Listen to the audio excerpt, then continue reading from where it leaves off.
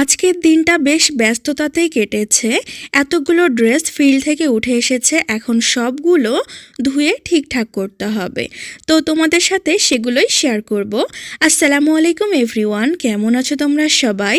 আশা করছি তোমরা যে যেখানে আছো আল্লাহর রহমতে ভালো আছো, সুস্থ আছো। আমিও ভালো আছি আলহামদুলিল্লাহ। তাহলে আজকে তোমাদের সাথে নিয়ম শিখিয়ে দিব যে এই যে হাতের কাজের ড্রেসগুলো, এগুলো কিন্তু নতুন কাপড় কিনেই করা হয়। তো এগুলো যে খুব বেশি ধোয়া লাগে এরকম না। তো কিভাবে তোমরা ধুয়ে দিবা সেগুলো তোমাদের সাথে শেয়ার করব। আশা করছি তোমাদের ভিডিও ভালো লাগবে। তো আমি সচরাচর এখানে সার্ফ এক্সেল বা ঘড়ি যেটা বলো, আমি সেগুলোই ব্যবহার করি।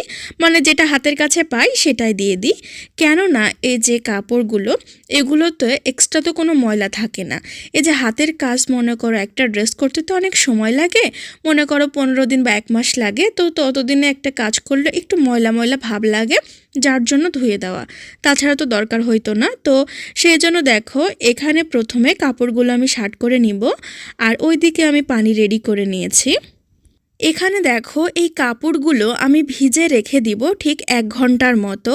1 ঘন্টা ভিজিয়ে রাখলে কি হবে বলো তো, ওই যে যখন আমরা প্রিন্ট করি তখন নীলের দাগ, কেরোসিন তেলের দাগ বা জিঙ্ক পাউডারের যে দাগটা আছে না, সেটা হালকা হালকা থেকে যায়। কিন্তু যদিও দাগের উপর দিয়ে সেলাই করে দাগ ঢেকে যায়, তবুও ওই যে কেরোসিনের একটা গন্ধ বলো আর এই যে নীলের যে দাগ জায়গা জায়গা থাকতেও পারে।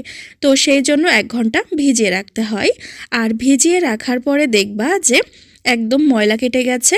আর তখন তোমাকে থোবাইতেও হবে না, কিছু করতে হবে না, শুধুমাত্র কোনো মতো একটু নাড়ানাড়ি করবা। করার পরে এইটা একদম শুকিয়ে নিবা, যেভাবে কাপড় ধুয়ে দেয় সেভাবে চিপে শুকিয়ে নিবা। তো এই দেখো আমার কাপড়গুলো ধুয়ে দেওয়ার পরে একদম শুকোতে দিয়ে দিয়েছি।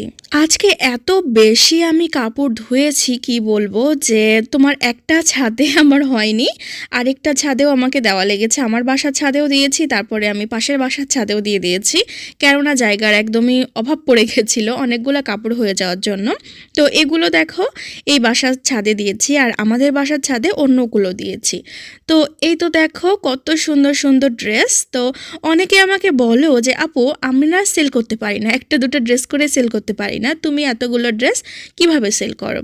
দেখো আমার কিন্তু এতগুলো ড্রেস একদিনে সেল হয়নি।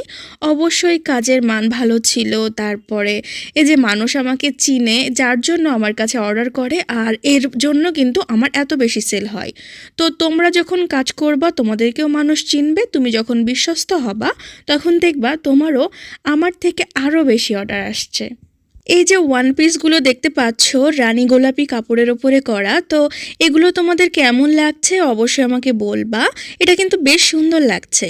মানে আমি ভেবেছিলাম যে খুব একটা হয়তো ভালো লাগবে না, কিন্তু সত্যি অসাধারণ লেগেছে। আর এই ড্রেসগুলোর কথা নাই বলি, এটা তো সব সময় করাই লাগে। প্রত্যেকবার যখন কাপড় ধুয়ে দিই তখন দেখবা যে এই ডিজাইনটা, ঠিক এই ডিজাইনটা আমার কাছে থাকবেই, কেননা এত বেশি পছন্দ সবার, ওই জন্য অল টাইম এটা করা লাগে। তো এই তো আজকের ভিডিও তোমাদের কেমন লাগলো আমাকে জানাবা। তোমাদের কোনো কোশ্চেন থাকলে জানাইতে পারো। আর যারা যারা আমার থেকে ড্রেস নিবা তারা ডেসক্রিপশন বক্স চেক করলে আমার ফেসবুক পেজের লিঙ্ক পেয়ে যাবা, আমার ফোন নম্বরও পেয়ে যাবা। আমার পেজের নামও হচ্ছে সিজাস হ্যান্ডক্রাফট। তাহলে ভালো থাকো, সুস্থ থাকো। ভিডিও দেখার জন্য ধন্যবাদ। আল্লাহ হাফেজ।